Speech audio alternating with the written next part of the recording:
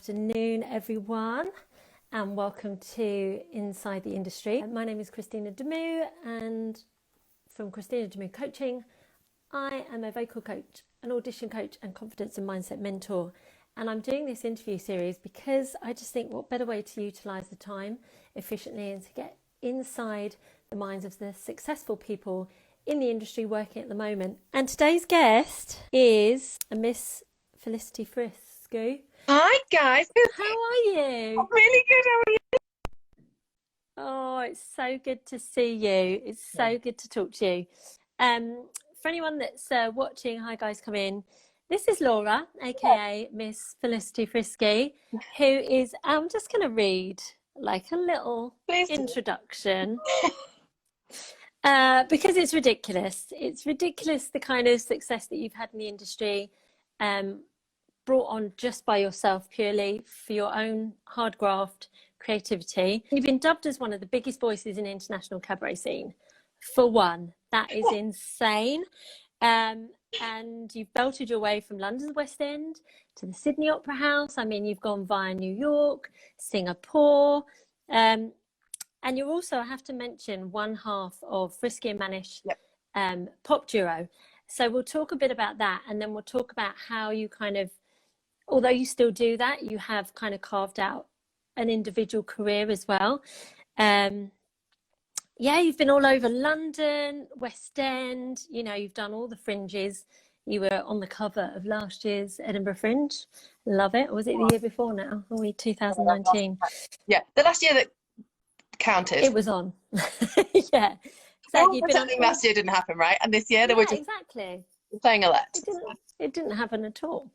You've been all over the radio, all of the BBC numbers, 1, 2, 3, 4, 5, 6. I love it. I mean, New Zealand, you frequent, and Australia, the fringe festivals out there.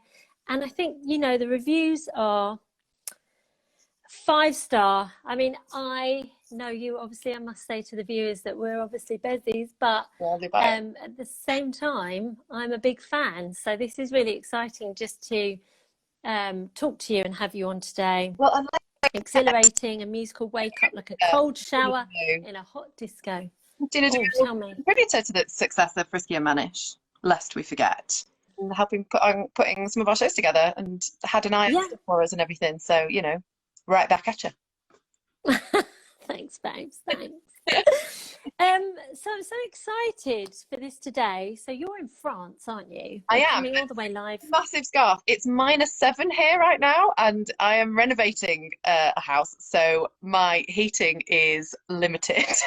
But I'm fine. I'm nice and toasty in my big scarf. I'm not just being really thespy unnecessarily. This is like the thespy scarf, but like, I actually, because I'm actually freezing. Yeah, well, I was going for a bit of Rachel Berry from Glee, preppy kindergarten kind of thing. I thought, but you know, let's do it. So I want to introduce you to everyone that's going to watch this back as well. We know each other. We go way back to our Royal Academy of Music days where we trained together. Yes.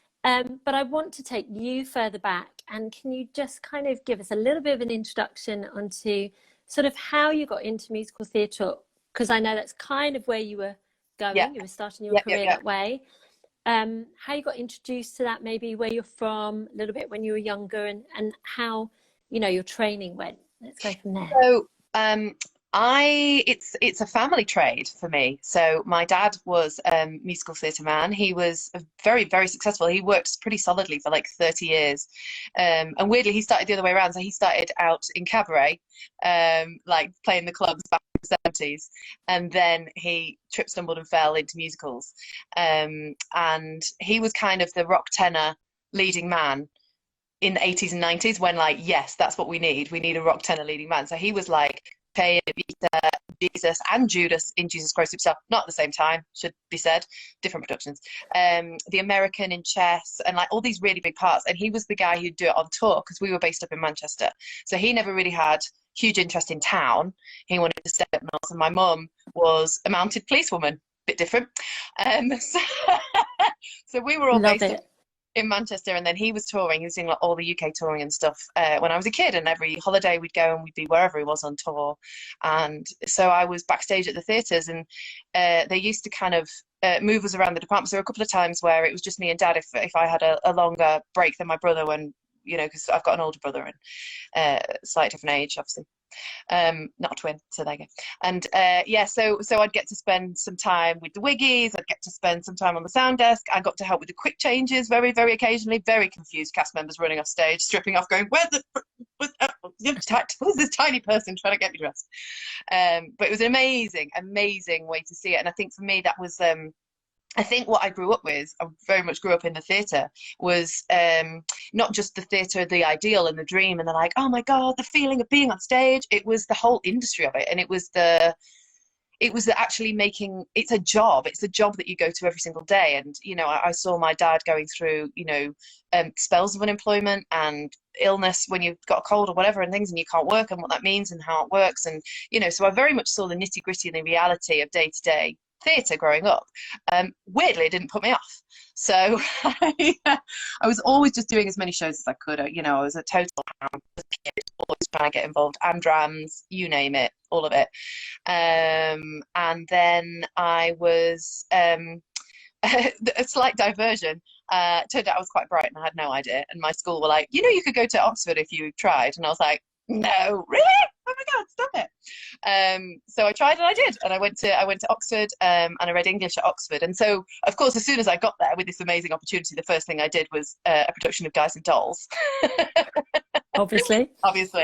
And that was actually where I met Matthew, who is the other half of Frisky and Mannish, so it wasn't a wasted time. So yeah, so then I was doing all, you know, I think the nice thing about being at a sort of normal university before training was I got the opportunity to put shows on myself in lots of different ways. So I was in something, and then I would direct something, and then I'd help produce something, and then I'd, you know, you'd all kind of help out. And I was part of an a cappella group, and you just get that kind of perspective on the industry that's not just I stand on stage and I do my thing and I do kind of what I'm told to do, which is an amazing thing and a huge skill.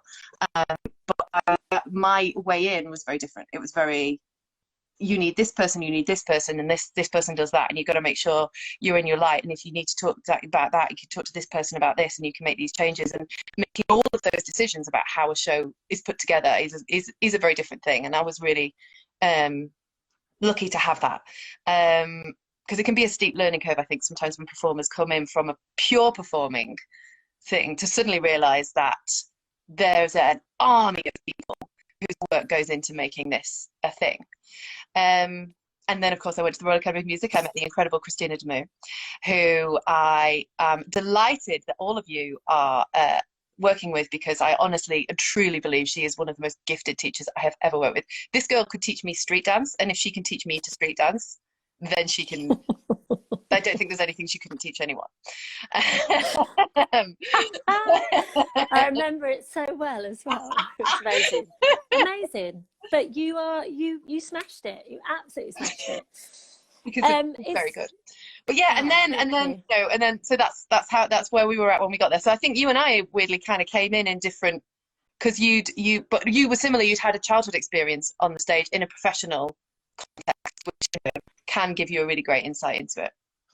Yeah, I think it's really interesting actually that you mentioned about learning about the running of performances, because I think with college kind of courses that are out there before 3-year training, there is a kind of backstage kind of theoretical study where you have to, you know, write essays on producing and directing, or you go down the practical route.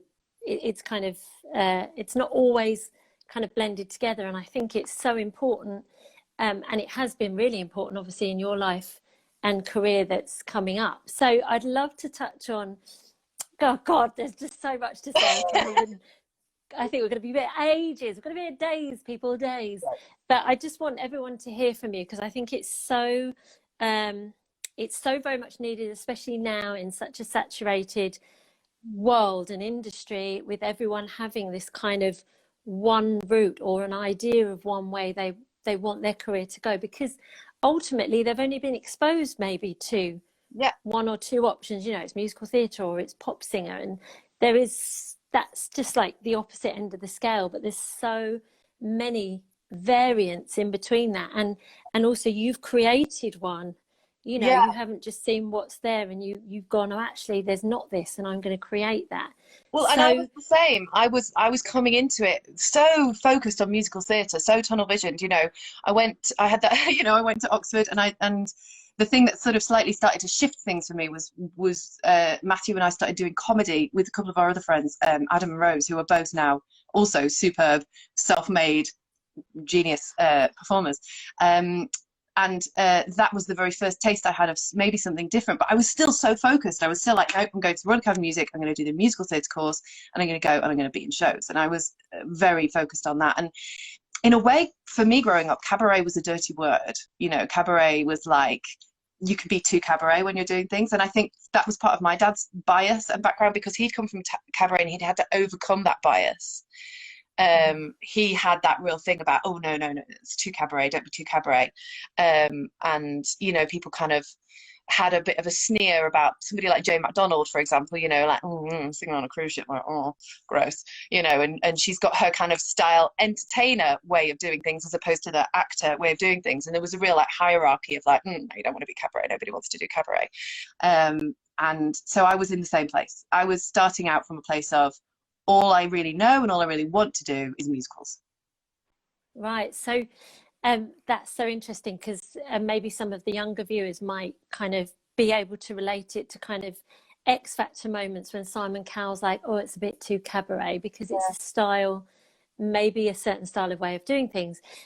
So, I mean, we went through the Royal Academy, you ended up playing the lead in our end of your show, Miss Jane Earl, and I was so grateful to be your Miss Scatcherd. You were amazing. My gothic watchwoman. Yes, exactly. So let's go from like kind of graduating from RAM, kind of being out in the big wide world. You know, how did it work with maybe you getting an agent? Did you sort of audition? And then, I mean, I think we've definitely had this discussion, and obviously elaborate as much as you want. But how did that go for you? And was there a moment, a specific point where you were just like, actually, this is not what I want to do, or did it happen like that? Or and what was that moment, if you want to elaborate? Yeah, so I finished at the Royal Academy of Music, and then I was living in London. Matthew was my flatmate. He'd moved in to join me as a flatmate, and my attitude on leaving the Royal Academy was, well, roll out the red carpet. I'm here. You're welcome. It's time. It's time to give me my leading role. Thank you so much. No, not even that, but like, it's time to give me the, you know, ensemble third cover Madame Thénardier in Les Mis. You know, that's where I'm happy to start. So be great. And the whole of the West End casting industry went, I'm so sorry, your name's not on the list. So you're going to have to go to the back of the queue. And they had no interest. And I actually, so we had our showcase at the end of the Royal Academy, and I did sign with an agent, and he was coming into being an agent from having been a producer, I think, but he was coming in from a different angle. He was teaming up with a really established agent.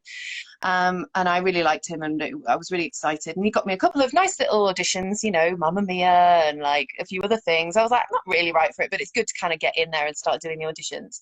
And after a while, I just started not hearing from him. And it was his assistant all the time. And eventually I was just like, is he there? And she was like, yeah, it'd be great if you could come in for a meeting. And I was like, okay. So I went in and had the meeting. She was like, so he's left. So I'm your agent now. And I was like, oh, okay, good to know. She'd never seen me. And it became very clear that she had very little interest in me whatsoever. I should also say that my brother is in the industry. He is a wildly successful musical director in musical theatre. As we went to lockdown, he was the musical director on the Hairspray tour. Sorry, Hairspray wasn't even touring. He was musical director on Beautiful. Like, he did do Hairspray as well. He was really cool when it all closed down. But anyway, so he's very successful. And at the time, I remember one instance, he was the children's MD on Chitty Chitty Bang Bang, and he was doing the auditions. And I thought that there might be something I could do there. There was a cover role or something I thought I could maybe be okay for. And I was like, listen, and my brother's playing for the auditions. I know they're auditioning all week. He's playing on Tuesday and Thursday. So if you can possibly get me a slot on either of those, that, you know, we'd be you'd be massively, you know, I'd be playing with my brother. This is the person I've forced to play for me my entire life. Yes. And he was like, let me tell you how this industry works, okay? You don't tell us when you want to audition. We tell you if we want to see you audition. And I was like, yep, no, I do, I get that. I do know that. But I also know that they will say, okay, could she come in for an audition? And you'll say, yes, how about Tuesday? Do you know, like, I knew that they would say, Yeah. if you really, really give a shit, to the way she could have helped. Anyway, so I was a bit like, And then I remember I had an audition for something else and I asked for feedback, which is often a thing you'd like to do, you know, especially when you're starting out, ask for feedback from people. And she said, yeah, when they gave me the feedback, they said that you were good, but you just weren't quite right. And to be honest, when I hear them say that, all I'm thinking is that you just didn't really make an impression. And I was like, okay. Wow. She was brutal. And shortly after she called me in for a meeting, she's like, I don't really think this is working out. And oddly enough, she suggested going to do like a showcase night at a cabaret club in a bar. And I was like, yeah, thanks so much. Yeah, thanks, bye. Yeah. And then I on the sideline of that, started working on a super fascinating project through a friend of mine, which was Pimlico Opera, who do musicals in prisons. And the cast is blended inmates and professionals. And this was the first time that they were working with Category B prisoners who were people who had generally committed some kind of murder. And they decided to do Sweeney Todd.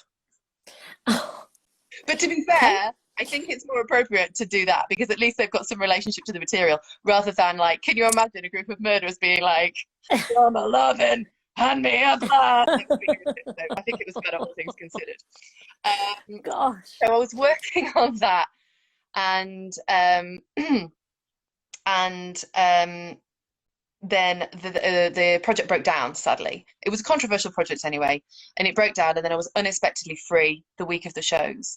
And I was living with Matthew, and a friend of mine from university was like, I'm doing a play, I'm doing a fundraiser on Battersea Barge, would you guys come and maybe do some of the comedy songs that you used to do from uni, or anything that we used to, you know, anything you fancy really, just do whatever you want. They were like, it's music hall themed. And now we'd done music hall at Royal Academy of Music. So I had some music hall repertoire that I could have whopped out. And I was like, I can't be bothered singing like music hall. Little of what you fancy. Do you know what I mean? I was like, yeah, fine. She sits them on the cabbages and peas. I mean, it's cute, but I'm not feeling that right now, you know. No. I've had no recalls. I've had an agent absolutely knock the stuffing out of me. I am feeling low. I had a book of the last 20 years of pop, which I had bought specifically for the Mamma Mia auditions. And I was sitting with Matthew and I was like, maybe we could do some pop songs, but maybe we could like disguise them so people think that it's a music hall song, but it's actually a pop song or, you know, something else. And we started on literally page 1 of this book, which was Papa Don't Preach. And when I was like, what if it was like an aria? What if it started, you know, so it's like, Papa, you know, what if we did something playing around with that? And Matthew is just, he's one of those musicians who goes, oh, you mean like this? And it's like, there it is straight away. And I was like, yeah, like that. And then like we were singing it and just figured it out and we were like, okay, this is really fun and silly. And then we just went through the book going, what else can we do? What other songs can we mess with? And then we went and we did it at this fundraiser and we picked the name out of a book off my shelf. It was a part of a poem, a Byron poem. It mentions Lady Frisky and Frisky and Mannish, which is what we introduced ourselves as first, which made no sense. And it kind of brought the place down, and we were like, oh my God, this is amazing. This is great. And somebody was like, I run the bar at RADA, and we have Cabaret. Would you come and could you do like 45 minutes? At this point, we had 4 songs. We were like, yes, yes, of course we can. We're not free until next month, but yeah. And then shortly after that, but at this point I was like, okay, this is a fun thing I'm doing with my friend, but whatever. And then the thing that really crunched it was I'd do anything. If you remember the Nancy, Find Nancy. I remember it well. I was there with you somewhere in the queue. Yeah, probably. So I was like, listen, I played Nancy at primary school when our primary school did Oliver. So I think clearly David Grindrod will see I've got the experience. I've got the role in my belt. It's going to be going to be a breeze. I'm just going to walk into Nancy on the West End, and that's going to be fine. I'm going to be launched. Right. And you know, anybody who's done any of those reality shows knows it's a very grueling process, and they're making a television show primarily. So they are casting characters to be part of the reality team. Of course, there's a talent element, but it is a television show, it's not a casting process. So they do all the interviews, do the things, and they hone you on your story. They get you down to kind of being able to say in one line who you are, what's, you know, encapsulate yourself. What's the hook? What will make the audience like you, or are you an underdog, or what's your story? Yeah. So there was a lot of time on that, and then by the time you get into the actual room in front of the casting people to sing, the context is also, there's television, so you've got a row of people. They had massively bright TV lights. You can't even see the panel. Cameras everywhere. As somebody who's used to live performances, it's a very unusual situation to be in. And I did my song, and afterwards, David Grindrod just sort of said, you know, you're a good singer. Had you considered session singing? Because, you know, you're just not an actor. And it was like the final stab wound, like et tu Brutus, in the back, like down. And he pulled me, he was actually really, really, really kind, and he pulled me off camera and he gave me a big cuddle and he said, I know your dad, don't I? And then I know I was a mess, because of course I'm also going to live up to this like family name of Corcoran, and you know, all that came with that. And he was really kind, and he was just like, yeah, you know, you have got a really good voice, so maybe just have a think about session singing and work on your sight singing, and like you could make a career being a singer, but I think you kind of need to sidestep musical theatre. So at this point, I you know, I was a shell of a human, and my confidence was rock bottom. And then the only thing I had that was fun, that was scratching that itch in any way, was Frisky and Mannish, was this thing I was doing with my best friend who I was living with. We were doing purely for fun, just because there was no expectation in it. There was nothing in it that was like, you know, this is a thing, because we didn't know anything about it. And so at that point, I think that was when I kind of rallied, and Matthew kind of rallied, and we went, right, where could we do this? And we found out about the open mic nights. We found out about, we were in touch with our friends from university who had gone on to do their sort of comedy and improv things. And we just went hell for leather, the way that you kind of only can when you're about 22, 23, and you've just got all that energy, and you're just like, oh. We got photos done with a friend of ours from uni who was an amazing photographer. We got these fabulous photos. We built a website straight away, so everyone thought we were like this super professional thing, even though we had 4 songs and we had just it for a minute. And that was it. And then we were just like, right, let's just go. Let's just do this. We did all the open mics we could. We took all the gigs we could. And the great thing about that circuit is it's very, very welcoming, very open. People were very much like, we like what you're doing, and we're going to recommend you here. I'm going to recommend you there. You should talk to this person. And it was just like a great big hug. And from all of that, like rejection, from all those blows from the industry, as you know, the musical theatre industry, to then just have the complete opposite from the world of cabaret, and total freedom as well. You know, we'd had these names Frisky and Mannish because we were like, we can't go on stage as like Laura and Matthew. With that came the freedom to create this whole persona, this whole image, this aesthetic, you know. And I'd always kind of liked the sort of cabaret vibe. Do you remember when we went to a cabaret bar for my 22nd birthday? I dragged you all. Is it Celador? It wasn't Celador. It was called Volupte Lounge, and I'd seen it advertised in the brochure of Cabaret. The musical. We'd gone to see Cabaret the musical, and there was an ad for Volupte Lounge. So I wore a vintage gown, spent far too much gown I couldn't afford, and dragged you all into this burlesque dive.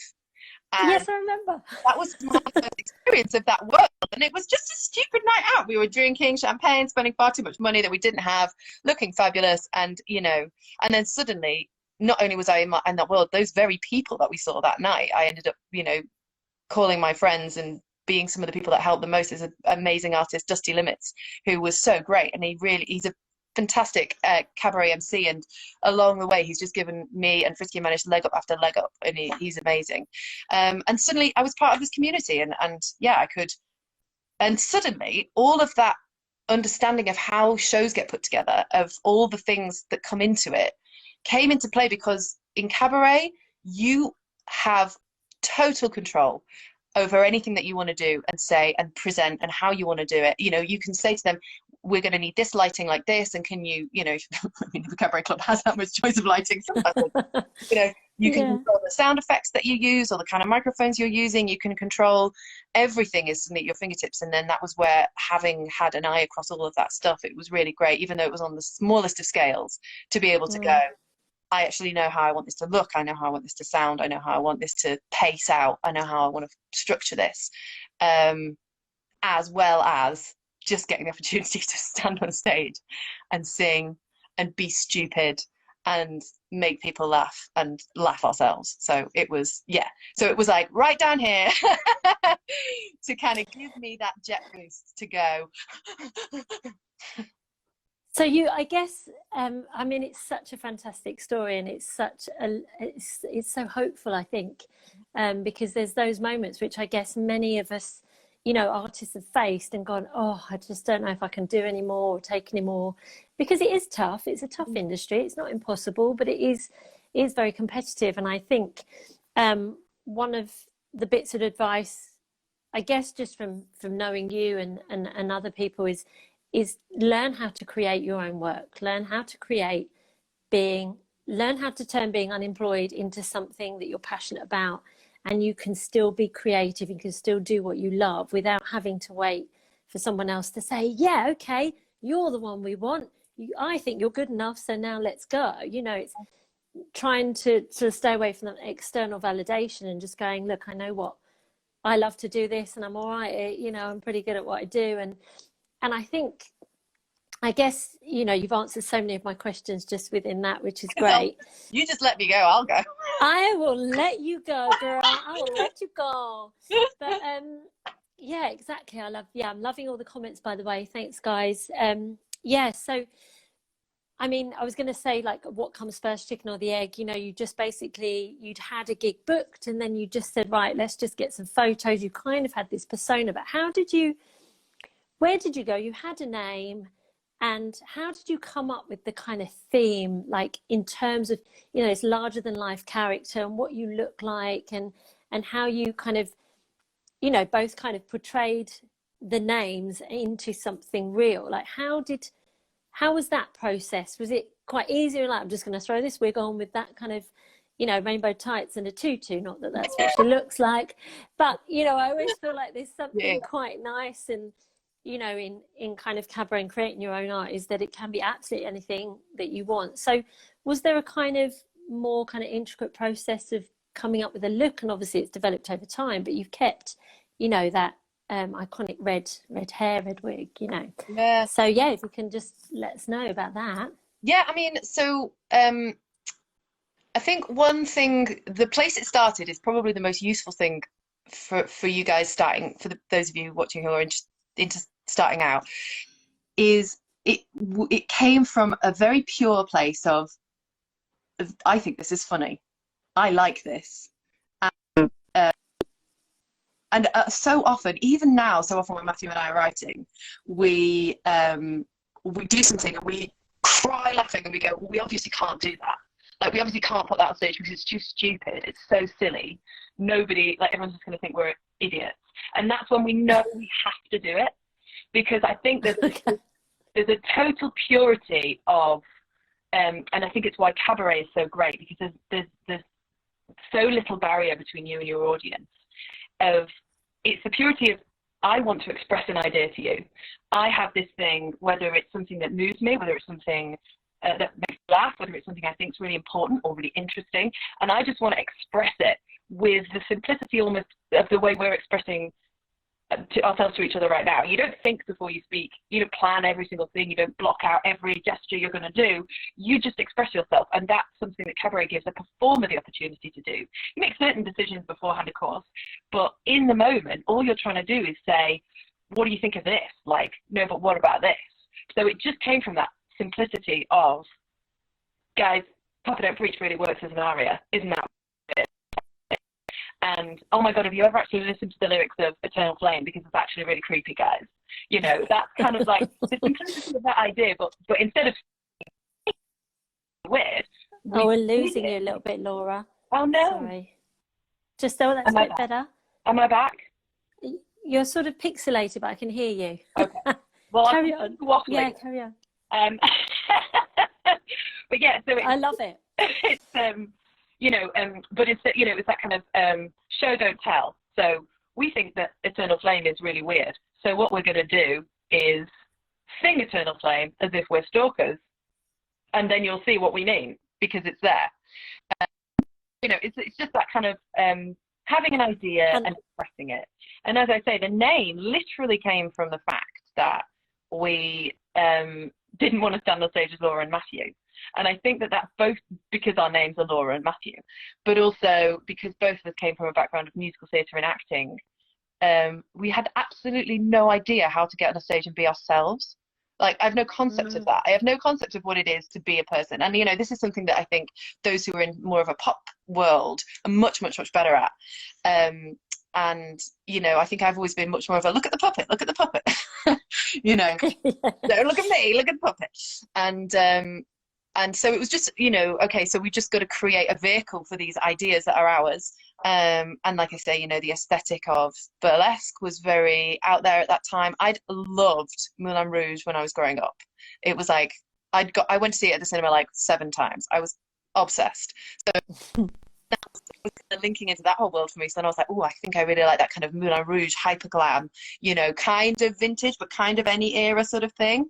And yeah, and for Matthew as well, I think he always kind of quite liked that slightly Bowie-ish, that slightly, you know, femme, you know, end of the thing, and, you know, not drag, but just sort of a femme man. And so we just started playing around with it. And again, I think because it just came from a place of, what do I like? It kind of clicked together. And so, you know, but then very early on, lots of people in our early things were like, oh, so we need to know about the story of Frisky and Mannish. Like, had you written their backstories? Are you going to do a show about where they've come from or who they are? And we sat down and we wrote these absolutely ridiculous backstories about how they'd met in Leipzig at a conservatoire and all this. Anyway, it was all very odd. And we just realized that it had no place in this thing, which was just, you just take these people as who they are. They're just these weird, larger than life things that then present these very silly ideas. And even though there's no need necessarily for us to have created these personas, you know, we did. And it gave us the freedom to be much more fabulous and much more outrageous than you would really want to see from a person, you know, like this. Like, you know, it just gives you that license to be a bit more ridiculous and go places that are a little bit more, you know, just a bit more extreme in any direction, you know, sillier or darker or weirder, or, you know, which gives you a wider color palette, I guess, is what it was. And yeah, and it was funny how much people were really kind of interested in the characters, and for us they were like, they're not really a character, it's just me dressing up and doing like a pop voice. So it was and then, as you say, you know, they were honed, and their relationship was honed just from doing it over and over again. We even had a thing about like a year in, like really long time into working together, where people were like, it's amazing how synchronized you guys are. Like, you must rehearse loads. Like, people always say that to us, like, you must rehearse so much more. It's like, yeah, we do. Every day. We don't. And I remember us having a conversation going like, what are you doing at this bit? Because I'm doing this. And it's like, it's about this. And then we was both kind of being like, all right, oh, okay, cool. I didn't know you did that, because we just did it. And, you know, I think there's another thing there about chemistry, and about when you find somebody that you work with how valuable it is. We had no idea how rare what we have is, because people it was there from the beginning, you know, from we were 18 when we first worked together at uni, and we just had this ease of working together that we never had to try, we never had to have really long conversations about things just sort of happened. And, you know, it wasn't that kind of came with its own set of issues further down the line when we took it wildly for granted. And I think, you know, if you're in a situation where you're working musically, creatively with somebody, be that writing or singing or in a band or whatever, you know, there's a phrase, respect the chemistry, and it's so true. Even if you're not seeing eye to eye personally, sometimes you really have to respect the artistic chemistry, because it's rare, and it's a hell of a gift, and it's something I'll never be able to be grateful enough for, because it's too amazing and wonderful a thing to have just stumbled across. And yeah, if you're lucky enough to find that in a situation, like you're blessed. Go with it. It's an amazing thing. It really is. And to see you guys, like I say, I'm a massive fan. I get like huge, like proud mum, proud friend moment every time you're on stage. I'm like, oh, I can't believe I know her. Like very, very first tryout thing, didn't you, at the Prince Regent? Yeah, where we just invited like everybody we knew, because this is what we would do. We just used our friends shamelessly. We were like, we're doing a thing in a pub. We just hired the room above the pub. They were like, 50 quid, you can have the room all day. We're like, fine. Just packed it with our friends and just did a load of stuff, and it was, you know, and it was fab. And I think it opens a lot of people's eyes who don't normally go to cabaret or those kind of evenings out. You know, it kind of, you know, you're introducing people into another world and another side of you. And I guess what's really lovely is, I think sometimes with musical theatre, you have to be quite structured.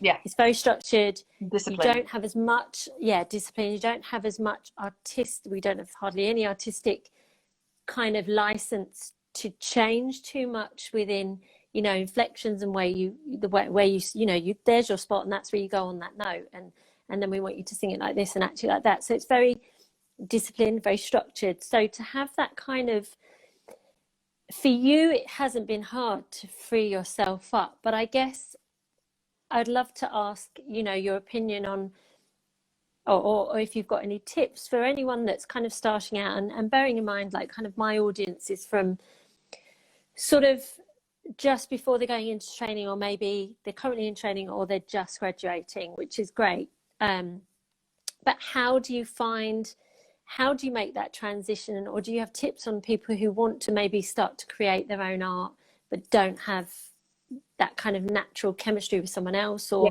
don't necessarily have an idea? Yeah, I think it's funny because, you know, I talk about, and then we had this absolute freedom to do all this wild, crazy stuff.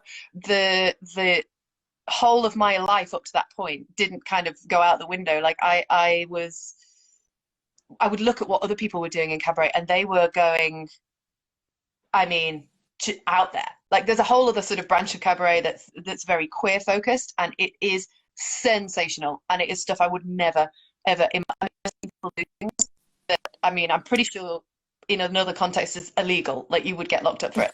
Like, people go out there and they have a thing that they need, that they're expressing and that they are saying, and they do it. I've just seen that the Kitty Bang Bang joined. She's a great example of a superb cabaret diva, and, you know, she sets her titties on fire for a living. I'm just saying, it's a thing you can do. It's out there if you want to do it, and she's the best in the business, frankly. But yeah,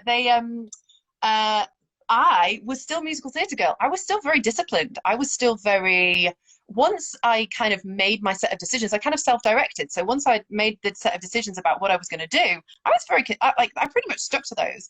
And I would respond to the audience, and you'd find little nooks and crannies and details. But generally, on the whole, once I had set something, I was kind of the musical theatre girl, and I was recreating that performance each time, and it would build naturally, but I was still working within the boundaries of what I had decided it was going to be. And I think that's the real skill of the musical theatre performance, and a set of boundaries. And I sometimes think it's almost more creative to have to think inside the box sometimes, because to take something that already exists and to breathe life into it, and to make it feel immediate, to make it feel like it's just happening for the first time, is a tremendous skill. And that's what that's what the musical theatre can give you. people often will ask me now about certain parts of the show. Was this an ad lib? Was that, do you do that the same every night? It's like people don't necessarily know, and that comes from my background in musical theatre, because that's what I'm trying to do, is I'm trying to create this sense of life, even though actually a lot of this is decided in advance and a lot of this is happening. So yeah, it's finding how to make something, it's a cliche, people talk about it in musical theatre all the time, but making something fresh every time is how to find those details, find those moments where you can make those slightly different decisions that aren't going to affect where you stand or whether you're in your light or whether you're in time with the band, but that they just give that little breath of freshness to something.